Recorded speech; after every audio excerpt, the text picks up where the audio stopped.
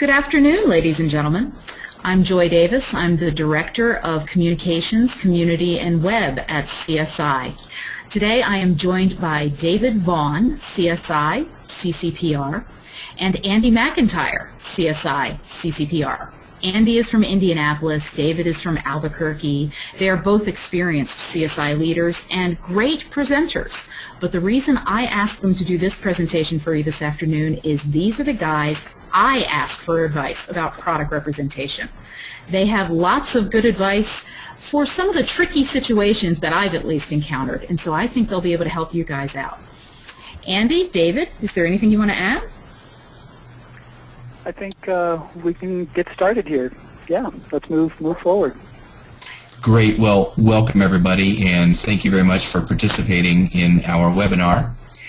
We kind of wanted to break down the items that we wanted to talk about into 5 different areas: representing your products, talking with those architects, engineers, and specifiers that we do on a daily basis, and look a little bit then at presentations and trade shows, talk about some of the organizations in the business, and cover a few general sales tips. Now, the comic at the right, please understand that David and I do have a lot of experience in what we're doing.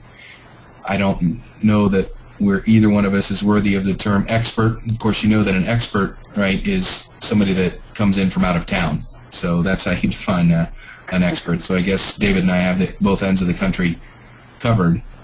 But please understand that this is just based on our experience, and your experience, your actual miles may vary.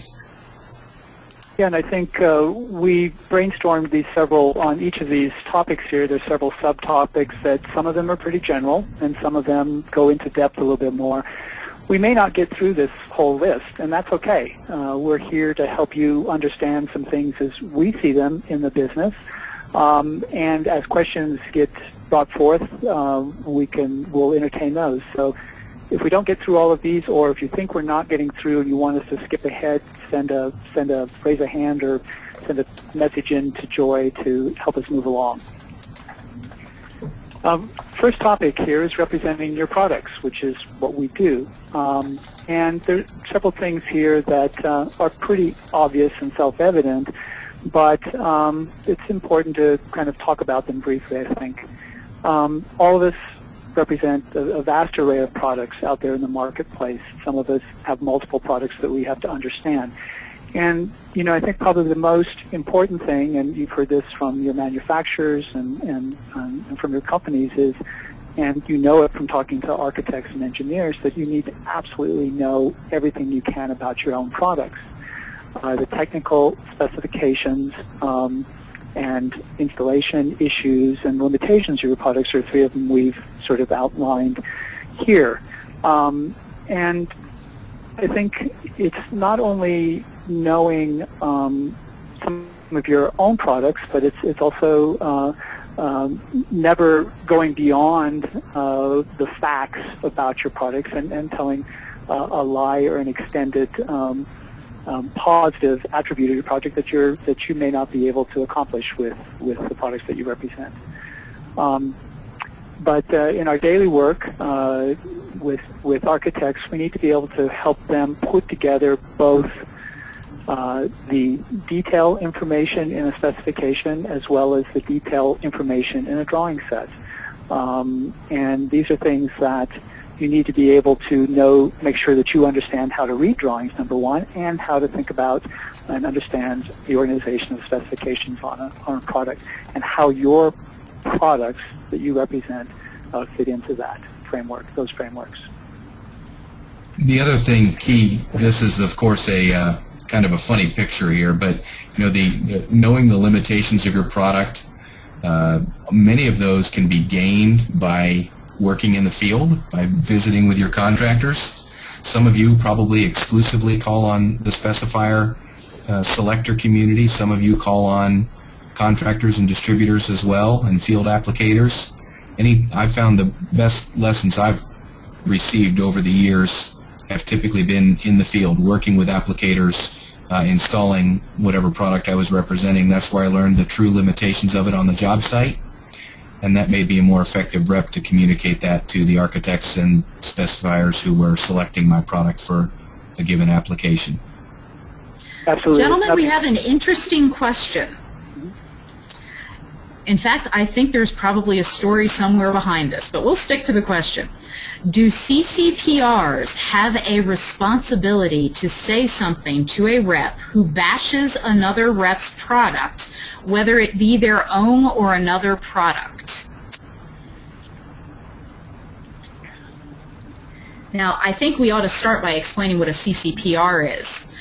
And for those of you who are unaware of it, CSI has an advanced certification called the Certified Construction Product Representative. Now, we usually see CDTs. There are far fewer CCPRs than there are CDTs. You have to get the CDT in order to get the CCPR. But once you become a CCPR, you should really know what you're talking about. So do you have a responsibility, David or Andy, to say something to someone who is bashing a product? I think we do. I think in this next slide, there was a very opportune question here came upon us just as we were moving to this slide.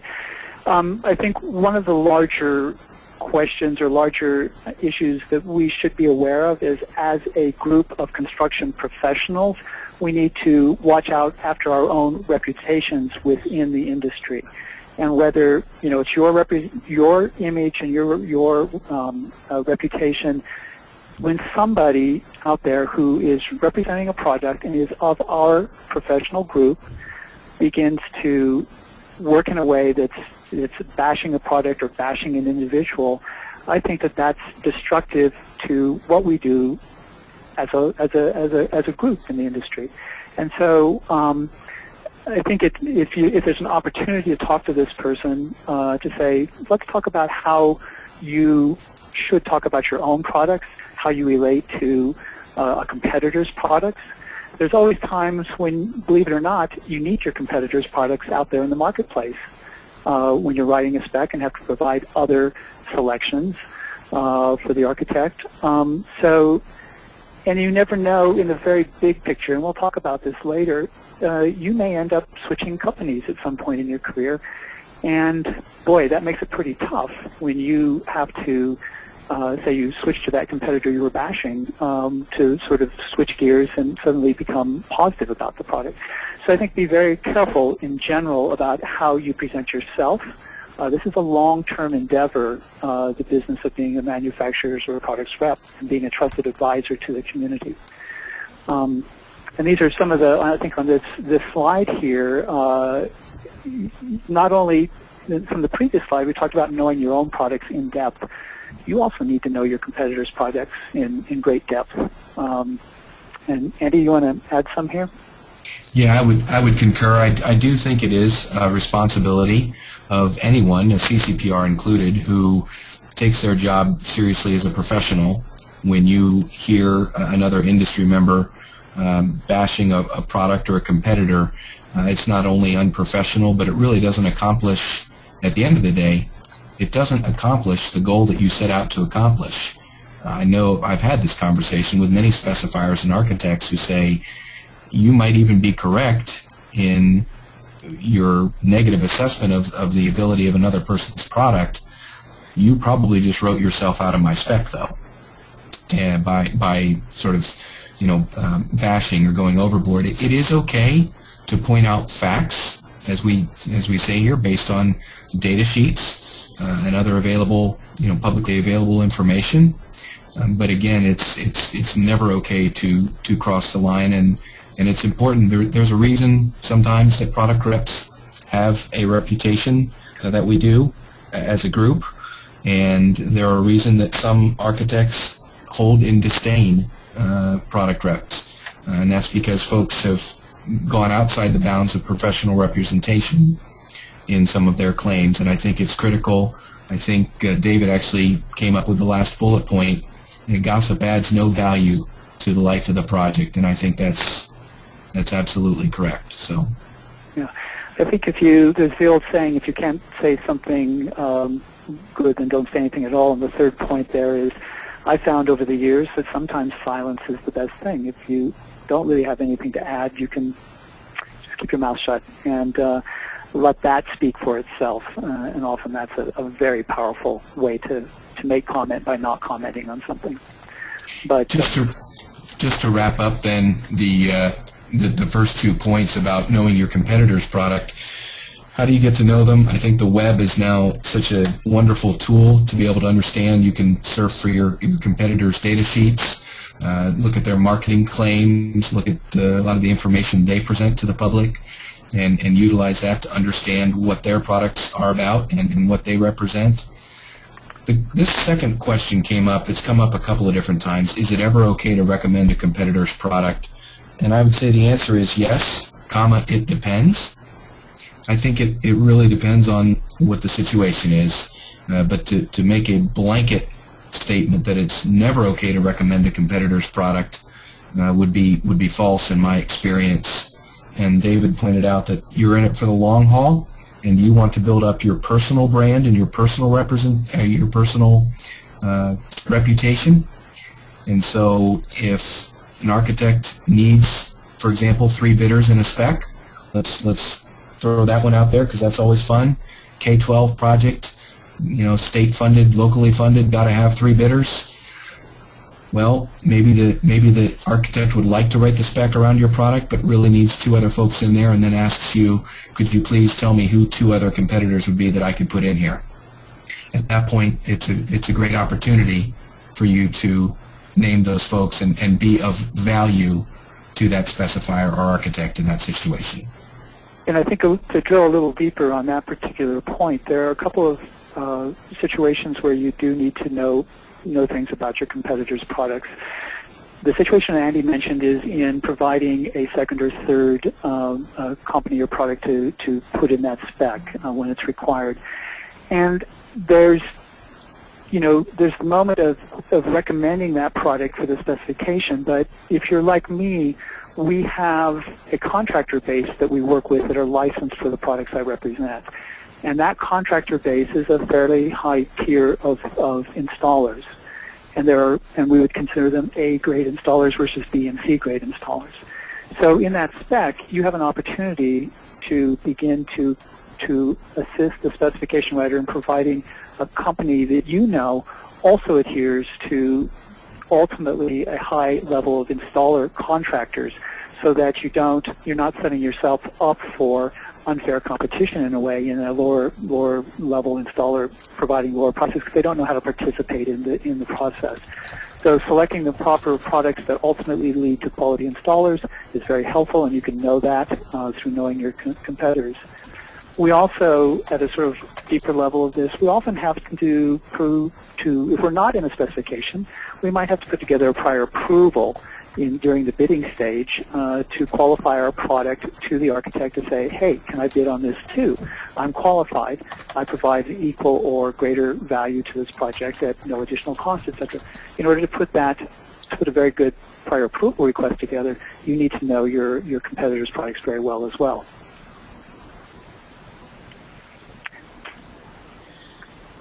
Okay, let's move on. Great discussion, great question. Talking about knowing your product, knowing your competitor's product, and also knowing other stuff within the industry, particularly adjacent materials, things that your product touches. Out of this slide picture, I can count probably 6 individual manufacturers of various products that are all touching in some way, shape, or form in that picture. And I would think it's critical for, if you're the roofing rep there, that you might know about a little bit about the other adjacent materials and some common details that you would incur on the job site, and that also makes you of more value to your architect or specifier. Also knowing about delivery methods, understanding the difference between design build, integrated project delivery. All of those things can have impact on the job timing and the representation of your products. We'll talk a little bit more about that later, but just understanding other stuff besides just product information, either yours or your competitors. Yeah, if you're, I think specifically needing to know about the structure of a building, if your product attaches to it or needs to attach to it in some place so that you can understand and read the structural drawings or know how to communicate how your material is installed. This goes back to an earlier question about understanding installation of your product. Delivery methods, I think, is very, very important because it ties into who's making decisions of selection of materials. There are some delivery methods where the general contractor is actually the ultimate decider on what gets used. And that's a very different approach to getting your products in the marketplace than working through the architectural end. So, and we'll touch on that a little bit later. The next item we had there was be an information broker. And I think this is I see this in a very broad way. Today I had a conversation with one of my customers who had a question about a particular material that I don't represent. I know a little bit about it, but I was able to give him the name of a non-competing, but another rep out there in the marketplace who I knew would have information about the product he was looking for. And that was, I think the more we become not only go-to trusted advisors for the products that we represent, but have a pretty broad understanding of our local industry and who does what and who represents what projects are bidding, that don't be afraid to sort of share that information rather generously. I think it helps you be in a position of someone that they're going to come to ask, even if it may not be about your product. And that's a really, I think, enviable position to be in. How do you connect to a broad range of folks? Well, you do it by being a broker yourself of information and willing to share. And the last thing, I think, is to think long-term. I'm not suggesting Mayan calendar long-term, as we've indicated here, but just to understand that it's typically in the specification world, at least in design, bid, build, you're probably 8 to 12 months at the earliest from the time you begin talking with that architect or specifier until that product is going to get a bid or installed on the job site, and sometimes years. 2 to 3 years is not uncommon. So understand that you do have to take the long view about representing your products, and that it's critical that you don't try to shove that into a time frame that's just not going to work. Working with architects and specifiers is all about delayed gratification, and as long as you understand that and you can contextualize that, then you'll have a lot more fun doing your job. And it just takes time sometimes to develop a relationship. You may have the door shut on you or not given access for a long, long time, but whether it's an architect or an installing contractor that's a purchaser of your products in the end. And I think it is about continuous and consistent effort to reach those you perceive to be the deciders and the purchasers of your products. And if you're new to the field or new to a locale, it can take several years for you to really get a feel for who is who in what position and how you get out and position yourself. So, speaking of talking to architects, it's important to know your value in the construction industry. Oftentimes, reps have been put into a category that is perceived to have little value, when in fact, you are the expert. And you should be proud of that role and embrace that role as the trusted advisor to the team. I love this picture. This is an old CSI picture. Joy, I don't know, this goes back, at least a couple of decades. You've got your supplier, you've got your, contractor team, your owner team, your design team, and then your product rep, I assume, is the young lady in the lower right. But you are a part of that team as much as everybody else is. Even though you are not a party to the contract, you are very much a part of that team. CSI recognized that some of its members were classified as industry members several years ago, and that other members who were classified as professionals, such as architects and engineers, they recognized that that distinction might not be appropriate given the level of sophistication in today's product rep world. And so that was sort of the driving genesis behind CSI having one category for, or one main category for membership, and that is we are all professionals, from contractors to product suppliers to architects, engineers, and owner's rep category. We are all professionals. So just know that and embrace the fact that you are a trusted part of that team. And whether it's happened to you yet, I absolutely guarantee it will happen at some point. You will have an architect say to you, I need you more than you can imagine. And it's because you have specific information that's of value to them to help a project move forward, and that your expertise is a necessary part of the design team. You know a lot about a single thing or a few things, where architects have to know so much about so many things. I think what we're also, what CSI is hoping to help accomplish this year is to really put a bit of a focus and a spotlight on the manufacturer's rep and the product reps as trusted advisors in the construction community, and to help provide you with tools and knowledge to do a better job. And as a result, sort of raise up our the understanding in general of our role in the design industry, in the design process, construction process. So, and understand as well, too, that we're using the term architects here, but that could mean anybody that selects or specifies the materials that you represent. Sometimes it may be an engineer, sometimes it may be a general contractor, sometimes it may be an owner or owner's rep. And just understand that we're talking universally about the people that select and specify your products. One great way to talk with architects and communicate with them is to meet them where they play, and go to education sessions that are for architects. Yeah, this is one of my pet peeves, Andy. We have a trade show. Often you'll have an education section or some kind of expo going along with an educational section for architects. And by and large, what do the manufacturers do for much of the downtime? You'll find them in their booths or milling about, waiting for that break period when the designers flood out to the expo. I think this is a point where, because you are presenting to architects, you want to learn what are the skills necessary, what's the language I need to speak to be able to communicate with them.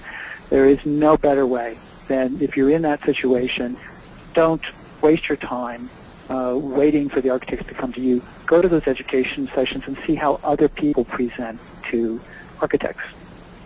And that's a really valuable way to grow and gain some understanding of how best to present to them. I was calling in the second bullet point there a story for you. I was talking to a friend of mine who was a product rep, and I was encouraging them to get involved in CSI, talking about an upcoming meeting, and they asked the following question, well, what's the topic? And this person sold, I don't remember, whatever it was, brick, and I guess the topic was flooring or something that was not related to exactly what they did. And I made the point that it doesn't really matter what the topic is for a local AIA or CSI meeting. You attend to network and then to learn what challenges your customers, your clients, are facing. It's a great way to find out what the challenges are for an architect when you go to another presentation and you hear about something maybe totally unrelated to what you do, but you learn where the pain points are, and if there's a way you can solve that, again, by developing that web of interconnected, trusted advisors, where you might be able to make a recommendation on a non-competitive product to help solve a problem. That does wonders for your clients, for your architects, to know that you are a resource, even if you are a flooring rep, that you happen to know who a great furniture rep is or who a great brick rep is to solve their problems on a given project. So I would encourage you that going to those education sessions is a great way to find out what their pain is without having to ask the old used car salesman type line of what's your pain, assuming that you have products that can solve it. You can learn what that is just by attending those education sessions. and then learning to, speak their language, certainly using terminology that they might use in specifications. And it really can't be phrased any better, or a point that learning where and when your products are specified is critical. If you are the finish rep for carpet or ceiling tiles and you're approaching the architect in schematic phase, you're going to get hung up on very, very quickly. And it's really critical to understand where your products and when in the construction phase, again, a lot of times based on the delivery method, where and when your products are specified so that you're approaching them at the right time. There's nothing they appreciate more than you calling on them when it's the appropriate time. And you used the phrase in there, schematic design phase, Andy, and I think it's part of speaking their language is you need to understand specifically how an architect works. Not only in how they think about designing, but what are the delineated phases of a project leading up to the point where you bid a project where it goes out to be built. And so that's not only where are you in the specifications, how do my technical details interface with other products, but in the very big picture of what are the design phases that an architect works in. There'll be a very preliminary design, working with an owner to develop a program, schematic design development, often broken into two phases, where things are more articulated in the drawings and the specs, and then the construction documents, and then it moves into the bid phase. So those are all phases that, as Andy said, are different points in which you may or may not engage. Typically at the early stage of design, it's not the appropriate time to approach an architect. But during design development, you need to know when a project is heading to that phase, have a communication with an architect. Can you help them in some ways with some products that they may be considering? Design development phase is probably the most important point at which you might have contact with an architect. And then as it moves into construction documents is another very important phase. If they selected your product for a project, that's a point in which you're providing very specific information to move the project forward. But so the language is not only how they speak, how they think, but the language of the process, the very long process that we can engage in to position our products in the market and in the project. Absolutely. Another thing to consider is how you communicate nowadays with your architects or your engineers. Thank you, Charisse, or other selectors and specifiers within the industry. Using social media is a great way to connect with the AEO community. And it really is, it's an additional tool for your toolkit. There's still phone, email. Somebody asked me for my fax number the other day. I had to tell them that I don't have a fax, and I'm not sure, not many of those left around today. So the point of, I copied a section off my Twitter account here, and what I wanted you to notice there were, these are two folks, Dave Stutzman, many of you may know Dave, and Charisse. Dave working in the specifier architect arena, Charisse working in the specifier engineer arena. And you'll notice that there are two product reps that they've mentioned here in their tweets. These are those folks tweeting out, John Daines and Eric, who is on the call, I believe. I think I saw you tweet chatting a moment ago because you're running the tweet chat. So my question to those folks who aren't using social media as a way to connect their folks is, do you think that Eric and John have built up such a relationship that their engineers and architects are willing to call them out in a Twitter format, which is very public format? I think that's an incredible way to connect and reach out to those who could select or specify materials. So I would highly encourage you, if you've not added this tool to your toolkit, please consider it. The best, though, is always still a face-to-face meeting. Yeah, we've got your comment down there on the bottom also is know what method your client prefers for interaction. Sometimes that's a demographic consideration, an age consideration. I have clients who wouldn't even know how to think about referring to tweet or how to talk or do it, and they want a face-to-face in their office, or They have other clients or customers who I only really engage with by email. They prefer that. They don't want me coming in, but they know that I can provide them a lot of information by email. So it's really important to kind of figure out who you're talking to, how you're going to talk to them, and how to target them best in your communications, what works for them. Because all avenues are open, but there's typically one or two that work best with each of the people that you're in contact with. David and Andy, we have a question from Chad.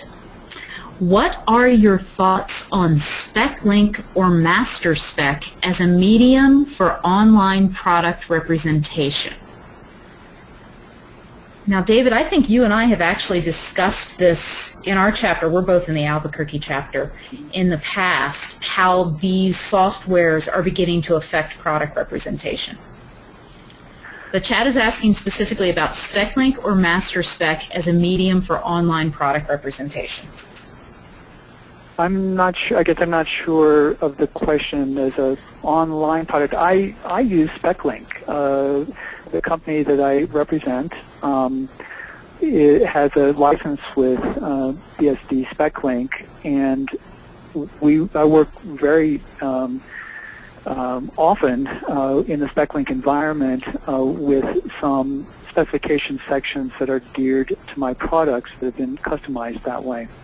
And I really like it because it helps me. There are a lot of architects, and I'm going to do a little comparison. SpecLink is an additive. You're only putting in the lines that, as many of you probably know, that you want in your spec, whereas MasterSpec is more of a delete the sections you don't want. I think we've all seen specifications out there that where an architect has used one of these specification masters, say with MasterSpec, and not deleted and left every choice under the sun available within the specification, which doesn't help anybody.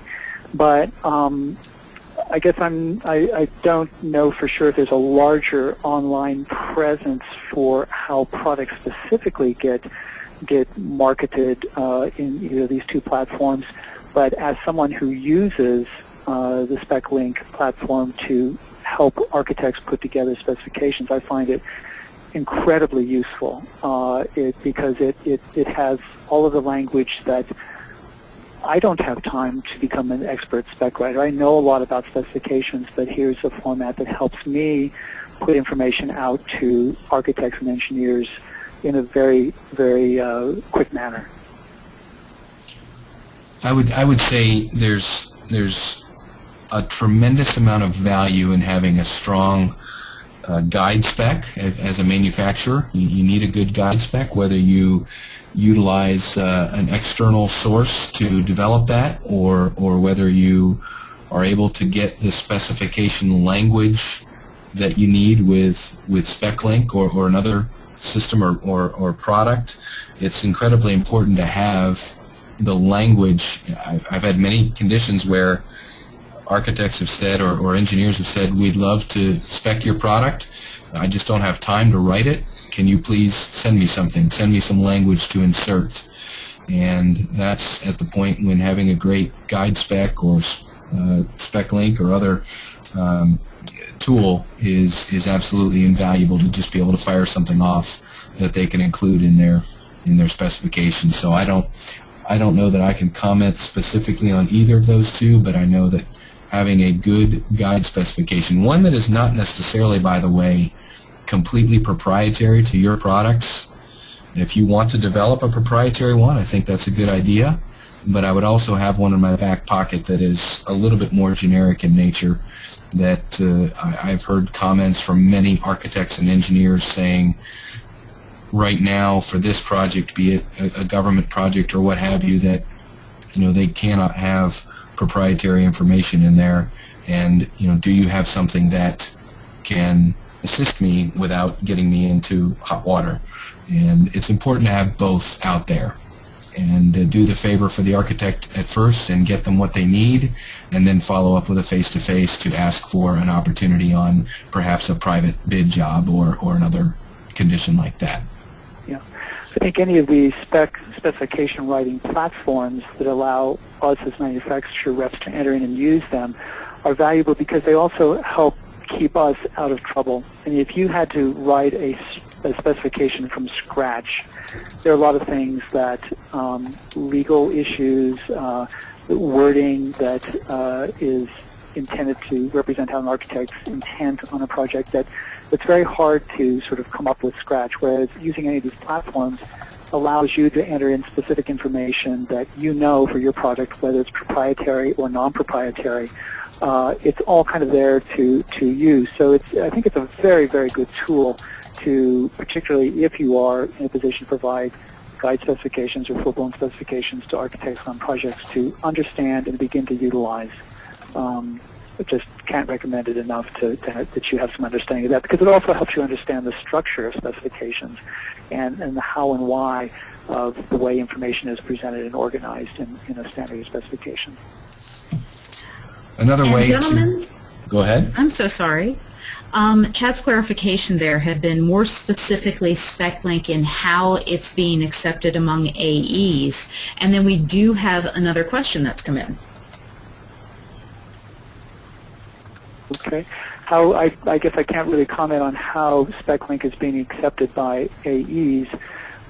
It's certainly accepted when I use it to put together a draft specification and then put it into Word so that they can modify it. I don't know how widely it's accepted within the profession. I think it's actually an easier system to use than, say, MasterSpec. But that's a very personal, limited experience on it. Go ahead with your second question. And this one is coming from Edward Doyle. I have never called on an AE. I just joined CSI. Who is the best one to ask for an initial call? So we have someone who's new to all of this. Attend your CSI meeting. Yeah, Hopefully, I think one of the things about CSI, and this is a very generalized statement, I realize, and maybe it's true more for Albuquerque than some other places. One of the great things about CSI is that it's often made up of halves or thirds in the membership in terms of manufacturers' reps might be a third of the membership, architects, engineers, general contractors represent the other thirds. And so, and of those groups that are in CSI, it's often, for architects, it's more the architectural staff who are the problem solvers and the job captains and project managers who are needing to understand specific information. More so, where AIA is an organization that professionally represents architects, you get more of the designer principal base belonging to AIA, but CSI has a membership base that I think is much more, in terms of architectural membership, focused on understanding how to move projects forward. And so it's a great organization to just begin to attend and talk with people, find out what they do, what kind of projects. There may be an opportunity for you to get a tabletop at a CSI meeting to do a 5-minute presentation on your product to the membership, or if you have technical expertise or someone in your company can maybe get on board with a presentation sometime during the calendar year. That's another way for people from membership to begin to see you as someone who knows or holds some information they might be able to take advantage of and understand and pull you into a project at some point. Yes, so I would second that and just say that that is generally true in many chapters around the country. And get to those meetings, because those are a great place, especially for the dinner meeting types, to engage design professionals over a cold beverage in a way that's really not threatening or not necessarily project specific, to really pick their brain. And I would, by the way, I would absolutely ask. The first thing I did when I joined CSI however many years ago, I happened to sit at a table of all architects, and they said, I asked them, how should I be a good product rep? And they actually they all pointed almost unanimously at another CSI member who was a product rep, and they said, go talk to him and just ask him what he does, because we like working with him. And I befriended that product rep. and still to this day am good friends with that product rep, and he taught me an awful lot about the industry and making connections within the industry. So I would say go to your CSI meeting and engage people in conversation. That's the best way to do it. Another way to do it is to follow good blogs. I will pitch for Liz O'Sullivan. If you Google her blog, Liz O'Sullivan AIA, I think she writes a great blog about things, challenges facing the industry. But certainly there are many other architects, engineers, and folks that write blogs out there, and that's a great way to understand, again, the challenges that they face or the things that are important to them. They're so important that they're willing to talk about them in a public forum like a blog. That's a great way to follow up on conversations with those folks. And I think small pitch for getting your CDT at first, and then jump in and get your CCPR. Yeah. I think it's also in very tiny ways. Always have your antenna up. Be strategic when you go to a lunch or a dinner meeting. Don't necessarily go and just sit at the table with other product reps because you know them well from having engaged with them at the last expo. Pick your seat. Look around and see who do I want to get to know. Be very strategic, and it's just a small thing, but when you go to an AIA lunch meeting or a CSI meeting, choose who you want to sit to and figure out who you don't know that you might want to get to know. Don't just don't wait for people to come talk to you, but put yourself in a position where you do need to be social with other folks.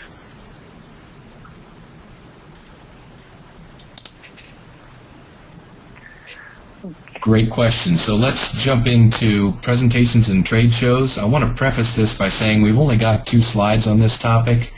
We could go for a couple hours on this topic, but I just think it's important that we go over a couple of highlights, and then if there's interest later on, we or others within CSI would be happy to do one specifically on either making presentations or attending trade shows.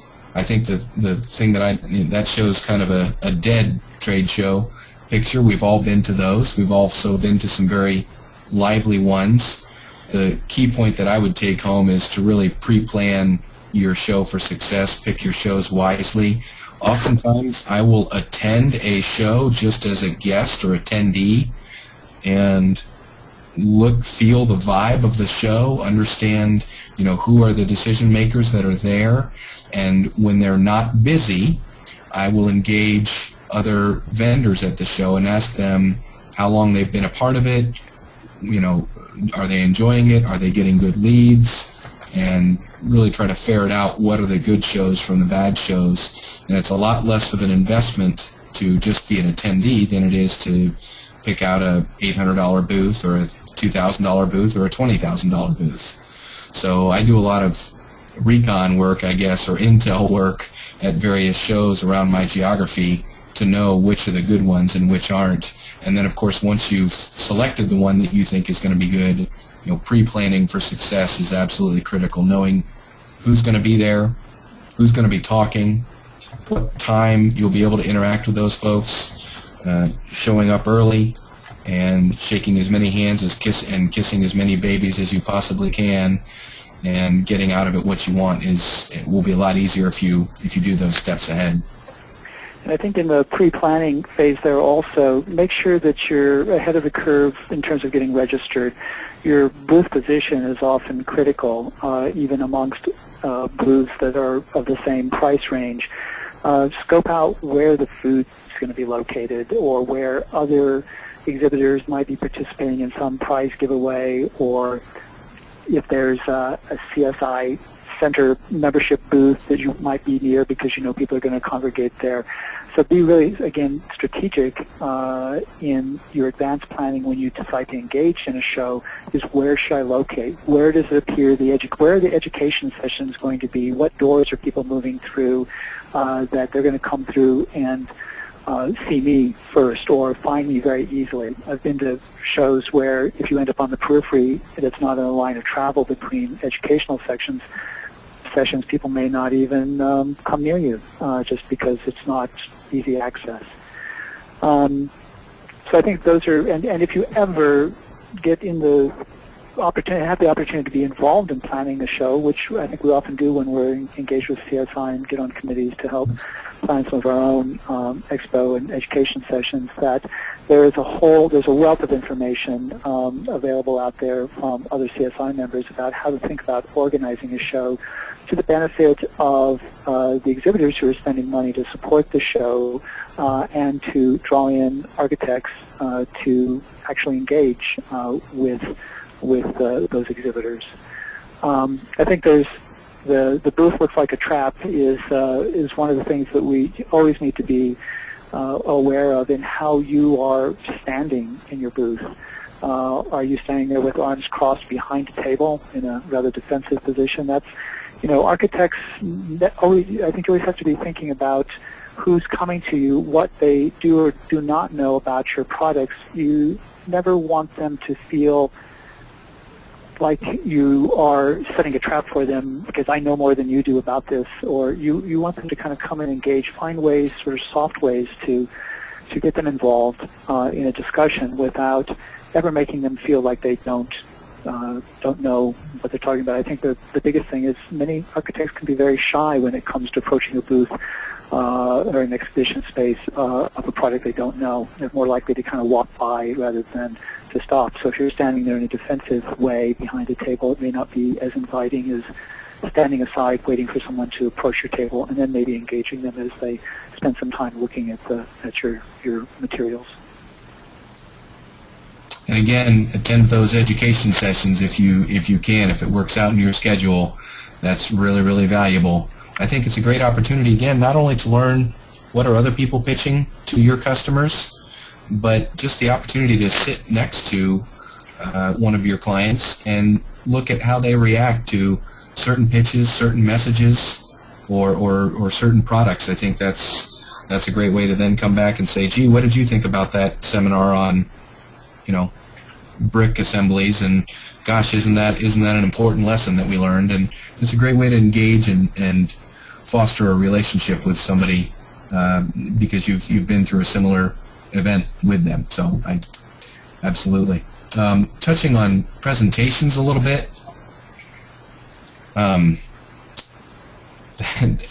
PowerPoint is arguably the most overused tool in the toolkit in our industry and just about every other industry. We're using it right now. It can be a deadly weapon.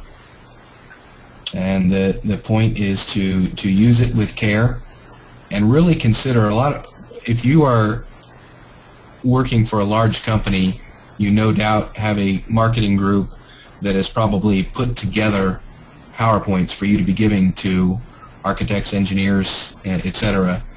And oftentimes those folks might be disconnected from the messages that architects, specifiers, and engineers actually want to know about or need to know about in the field to be successful.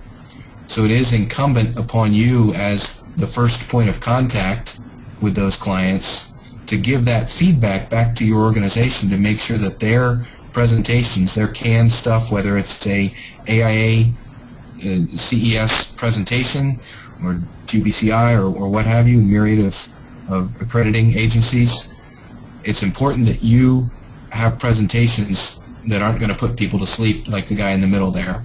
And while you may not have a high degree of control over those, it is important that you give your feedback to the folks that are actually putting these together.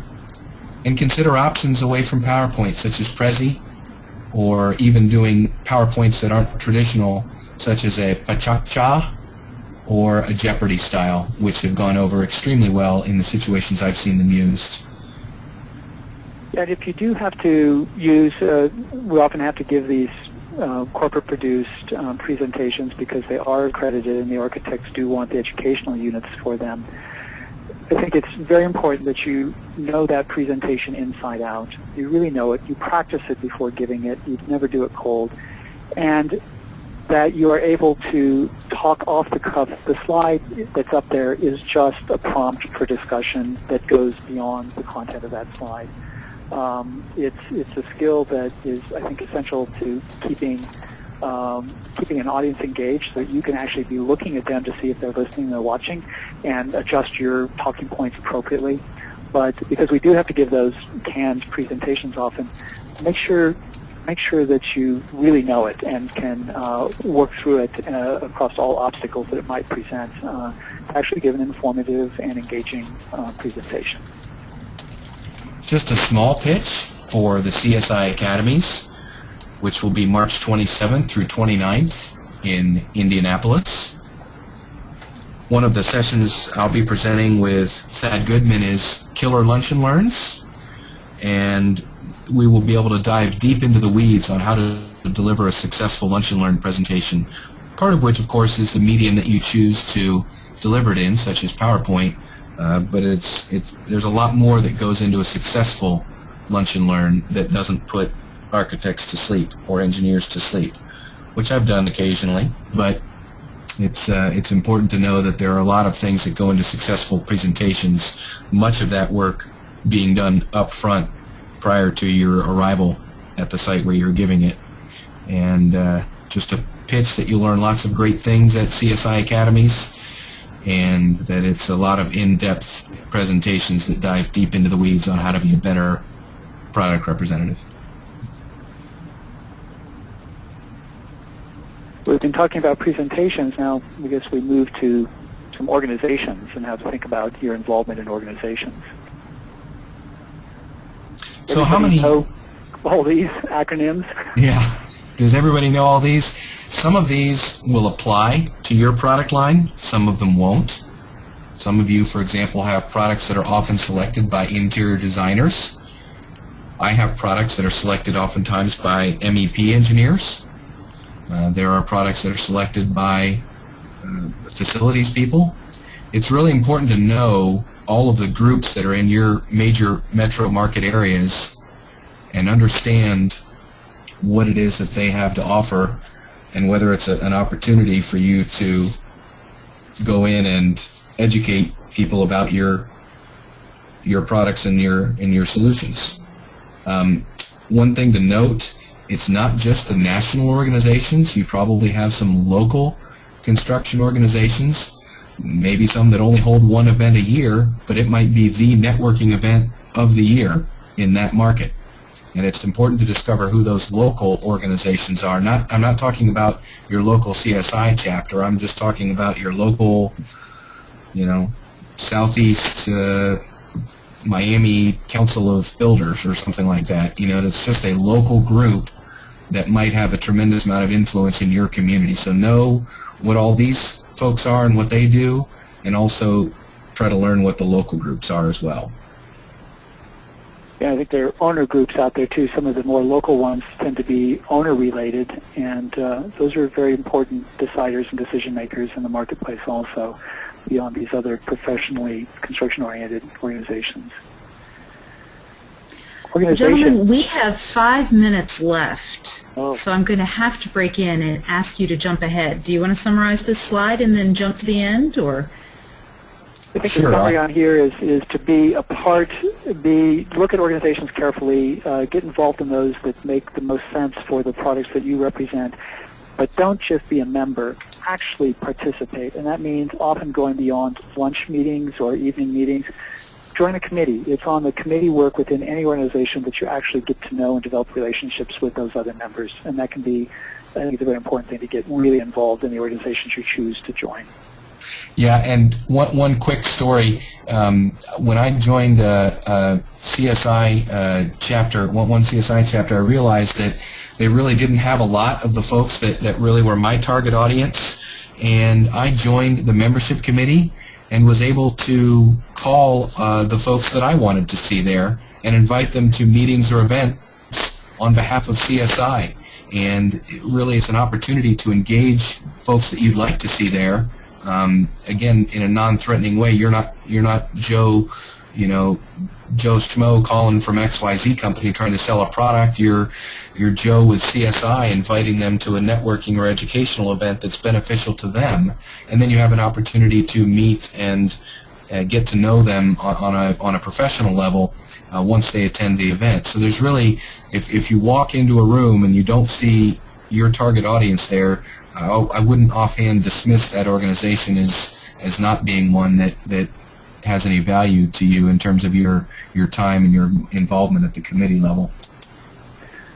Good. I think we can skip ahead, Joy. I think the next series are short, sort of general things that everybody can know, and you can read it from the slides later. Yeah. Okay, Andy, why don't you skip us forward? Yep. Again, just some good tips for folks to... And I have assured everyone we will be distributing the slides, and our intention is to distribute a recording, a link to a recording on our YouTube channel after this event, and an edited version of our tweet chat, because our tweeters had a lot to say today. All good, don't worry.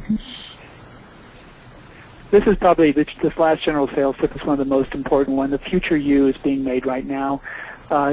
In my case, I met my next business partner through CSI.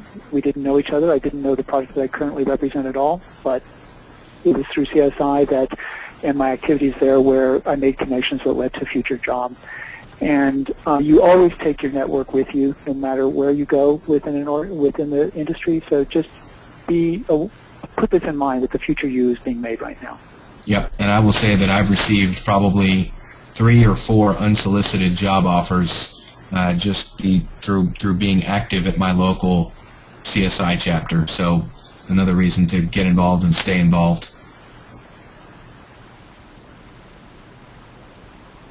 This is just a good work ethic kind of thing. I met Doc Edgerton years ago, and his famous statement is, work hard, tell everyone everything you know, close a deal with a handshake, and have fun. If you're not having fun, it's not worth doing what you're doing if you don't get great enjoyment out of what you do.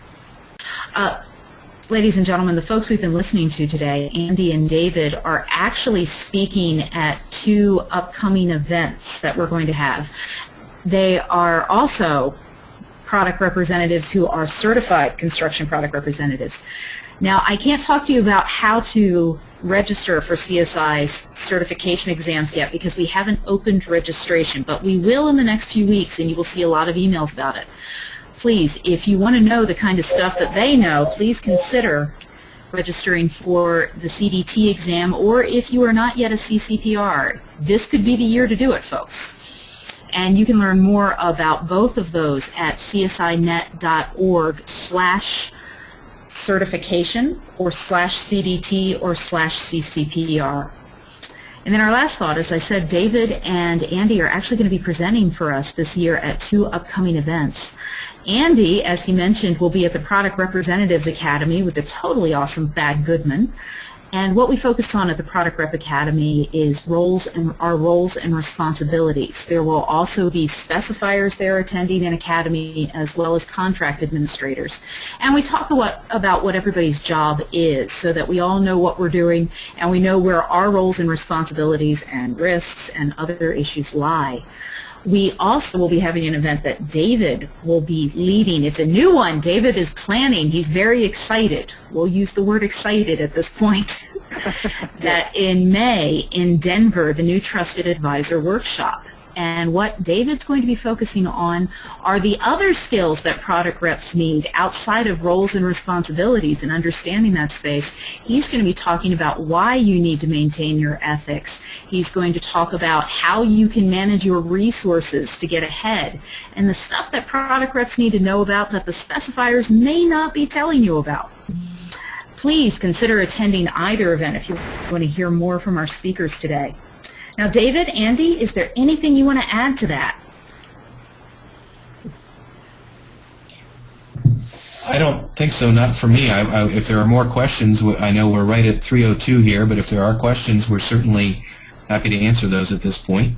We could stay on a little bit longer if we have that time, but yeah, I don't have anything else to add for upcoming events, but we appreciate your attendance today. I think it's been a terrific turnout, and hope that some of the things we've said today will help you do your job better, more effectively, and that this has some legs to it, and we can move forward to really help work on the status of the professional class of trusted advisors and manufacturing product reps in the community and the industries here through events like this.